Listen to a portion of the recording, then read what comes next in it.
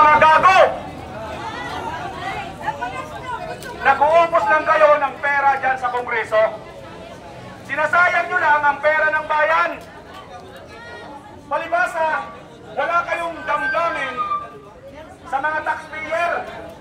Lalong-lalo na ang ating mga kababayan, mga OFW, na kinukuba sa pagpupos-pos ng mga indinoro sa ibang bansa.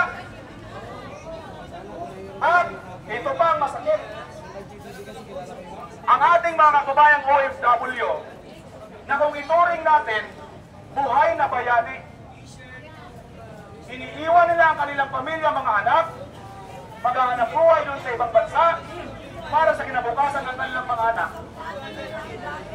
Nahahati kayo ng kanilang kalooban sapagkat ang kanilang mga anak sa naglipanan ngayong globa sa ating bansa, baka pag-uwi, huwag naman sana mangyari kung hindi pariwara, biktima na ang kanilang mga anak nitong mga drug addict.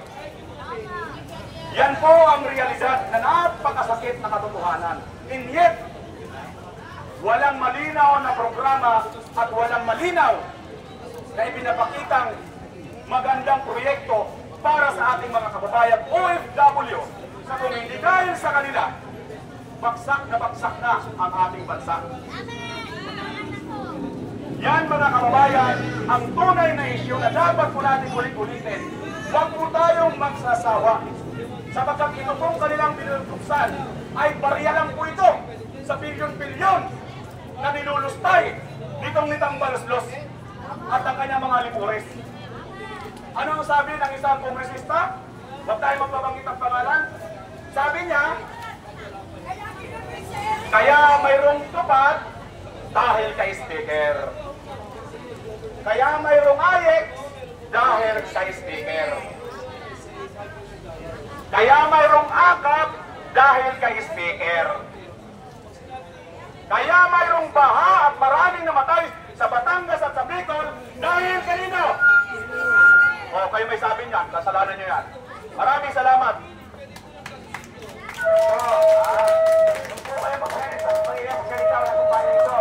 Kayo po, ilabas nyo na yung sulog nyo dahil may matapas nyo. Ito, magandang nakakaibigan. Okay, magandang makakaibigan. Yan, magandang gabi po sa ating lahat. Gusto mo bayan para Rubens, para sa tunay ng isang bayan. No nothing! Do nothing! No nothing! Do nothing! No nothing!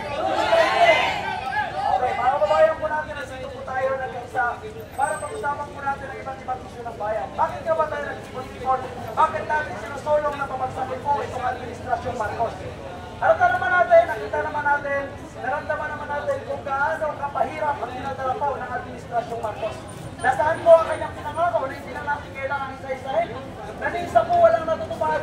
Ngunit kung humarap po ito sa mainstream media, puro niya pinagmamalaki, tumataas na po daw yung ekonomiya, bumababa na daw yung inflation. Pero tayo mga ordinaryong Pilipino, hindi po natin nararamdaman yung mga sinasabi ni Marcos Jr. Una-una, mga kababayan po natin, bakit nila pinapakpakan itong si PNRD at si Vice President Sara? Ang Continental Fund ay isang issue lamang na ginagamit po ng Kongreso at ng mga alagad ni Martin Romualdez at Marcos Jr. para takpan ang mga pangunahing problema ng ating bansa. Kaya huwag po tayo malihis, huwag po tayo basta-basta maniniwala, lalo-lalo na po sa lahat ng mga viewers po natin. Kasi ang sinabakalan po sa mainstream media ay mga positibong balita sa Administrasyong Marcos.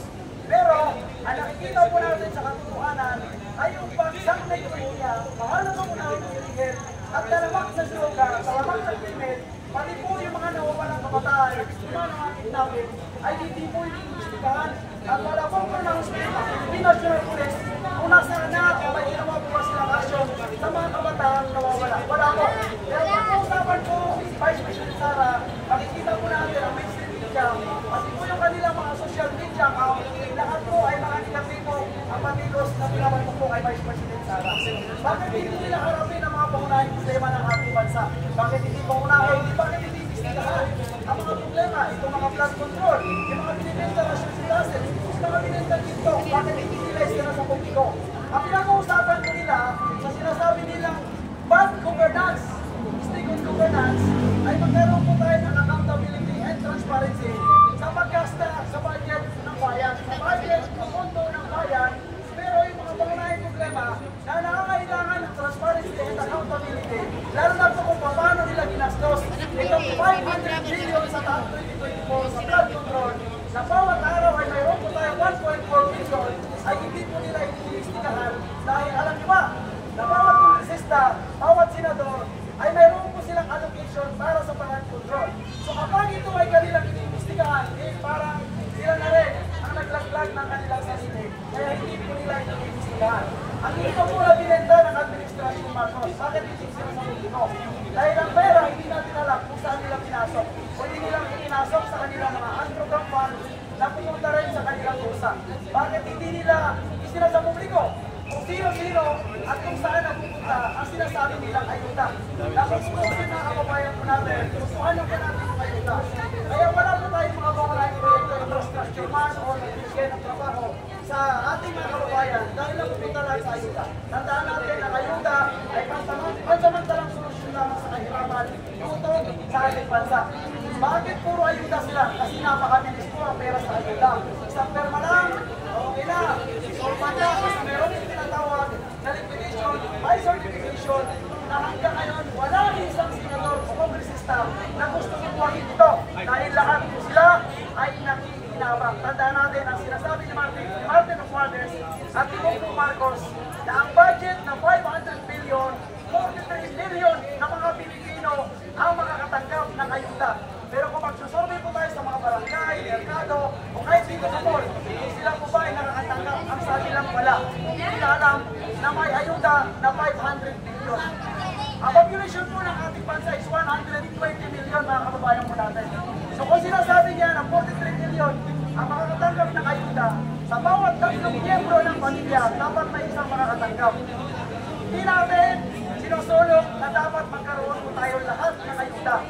Ang tinutukoy lang po natin na dapat yung mga nangangailangan na magkaroon ng ayuda, yun ang mabibigyan. Kaso po, base po sa ating investigative report, napaita po natin na kung sino lang ang malapit sa mga barangay official, mayor, congressman, sila po ang nabibigyan ng ayuda. Mapahakap man, mapahais man, mapahait man, yung mga medical services na ino-offer po, no? Sila po yung nakakatanggap. So malinaw na hindi pa rin para ito sa ating lahat. Ito po ay ginagamit lamang nila para sa kanilang aliado. Ito kakap. Ang sinasabi sa kakap, ayuda para sa campus program. Pero ang nangyari, ayuda para sa kaaliado program. Kasi kung hindi ka kaaliado, ay ikaw ay napakilang sa laylayan o nasa mahirap na sektor ng pang-ambayan o komunidad, hindi ka pa rin nakakatanggap. Yung madalas na nakakatanggap, yung malapit kay New York.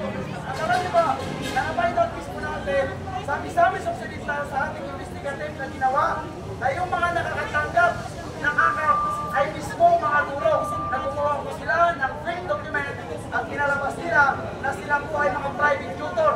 Pero ang katotohanan, sila pala ay mga professional at matagal na sa servisyo bilang guro.